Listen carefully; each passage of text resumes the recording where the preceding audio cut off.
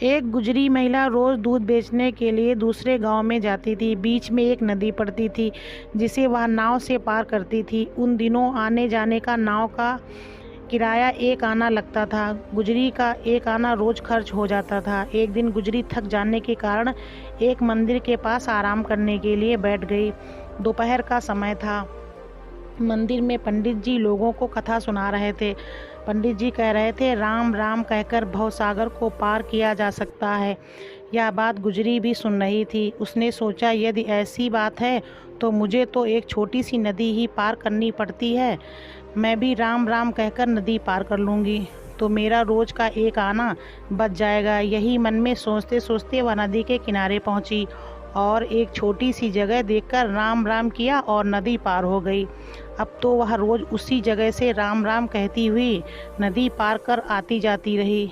कुछ दिनों बाद वह मंदिर में पंडित जी के पास गई और बोली, पंडित जी, आप हमारे घर भोजन करने के लिए चलिए।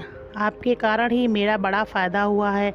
पंडित जी से कहा, चलिए। पंडित जी अब उसके साथ चलने लगे तो देखा गुजरी तो दूसरी तरफ जा रही है। उधर कोई नाव तो थी ही नहीं। पंडित जी बोले, कहाँ जा रही हो? नाव तो उधर है। गुजरी बोली, पंडित जी, मैं तो रोज़ इधर से ही जाती हूँ, राम राम करती हूँ और नदी पार हो जाती हूँ। पंडित बोला, तू तो मूर्ख है, तू भी मरेगी और मुझे भी मारेगी। गुजरी ने राम राम कहा और नदी पार हो गई। यह देखकर पंडित ने सोचा, मैं भी राम राम कह के पार हो जाऊं। लेकिन जब पंडित जी ने नदी में पैर रखा तो वो डूब गए। विश्वास बड़ी चीज़ है। विश्वास न होने से पंडित जी डूब गए और अटल विश्वास से गुजरी नदी पार हो जाती थी। इसलिए ईश्वर पर विश्वास होने चाहिए, दिल साफ होना चाहिए। कई लोग तो राम राम कहते हुए चोरी और ठगी भी करते हैं। कहावत है, मुंह में राम बगल में छुरी। जिनका दिल साफ होता है परमात्मा उनके पास होता है।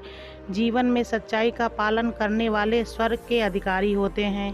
एक धुनिया रुई धुनने वाले ने अपने गुरु से पूछा, गुरुजी, मैं ना तो राम राम कहता हूँ और ना कोई दान ही देता हूँ, क्या मुझे भी परमात्मा मिलेगा? सारा दिन काम करता रहता हूँ फिर भी बच्चों को पेट नहीं भर पाता, तो मुझे ईश्वर कैसे मिलेंगे? गुरु जी ने कहा, तुम्हें भी ईश्वर मिलेगा।